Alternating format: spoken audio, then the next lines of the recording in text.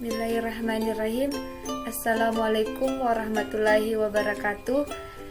Baik, di sini saya akan menjelaskan konsep dasar modifikasi kognitif perilaku CBM. Sebelumnya, perkenalkan, nama saya Nurul Alfia, jurusan Psikologi Pendidikan dan Bimbingan, Prodi BK, kelas C angkatan 2019.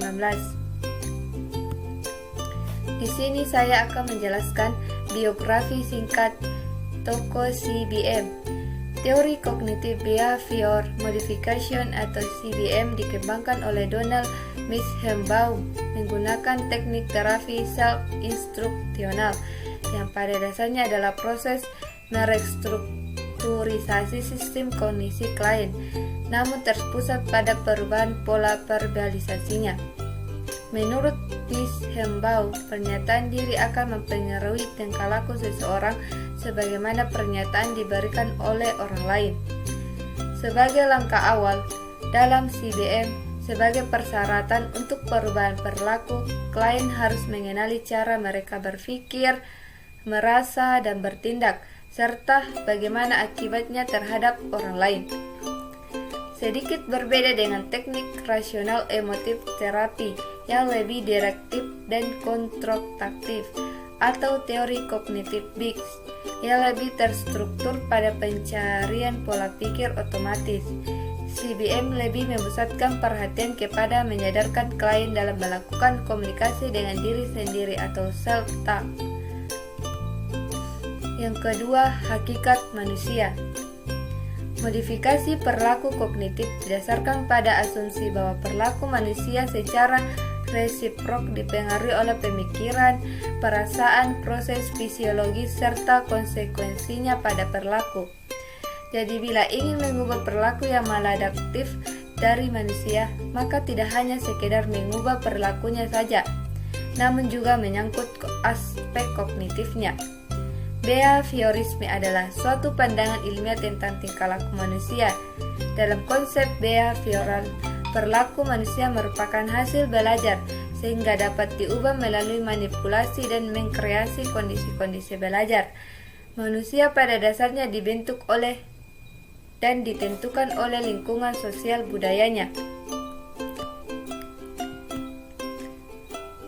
Yang ketiga, konsep kunci. Konsep kunci terbagi menjadi tiga. Yang pertama, kognisi yang tidak adaptif mengarah pada pembentukan tingkah laku yang tidak adaptif pula. Yang kedua, peningkatan diri yang adaptif dapat ditempuh melalui peningkatan pemikiran yang positif. Yang ketiga, konseli dapat mempelajari peningkatan pemikiran mengenai sikap, pikiran, dan tingkah laku. Nah, yang keempat, tujuan CBM. Tujuan CBM yaitu mengubah perilaku yang tampak maupun tersembunyi dengan mengaplikasikan metode kognitif dan metode perilaku. Yang kedua, prosedur yang terdapat dalam modifikasi perilaku kognitif, emotif, rasional, latihan penurunan stres, latihan pengolahan kecemasan, kontrol diri, dan instruksi diri. Yang terakhir yaitu teknik kognitif behavior modification. Ada tiga, yaitu pengkondisian operan. Pengkondisian operan lebih menekankan pada arah lingkungannya dalam bentuk konsekuensi yang mengikuti dari suatu perilaku. Yang kedua, pembentukan perilaku model atau modeling. Bahwa perilaku model dapat digunakan untuk membentuk perilaku baru pada klien dan memperkuat perilaku yang sudah terbentuk. Yang ketiga, kontrak perilaku.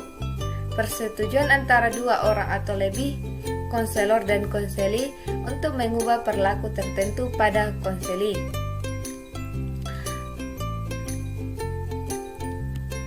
Selanjutnya, prosedur konseling terbagi menjadi 4, yaitu menyediakan pelatihan berpikir rasional dalam konsep-konsep dasar. Yang kedua, menunjukkan adanya pola untuk mengatasi pernyataan yang mengalahkan diri sendiri.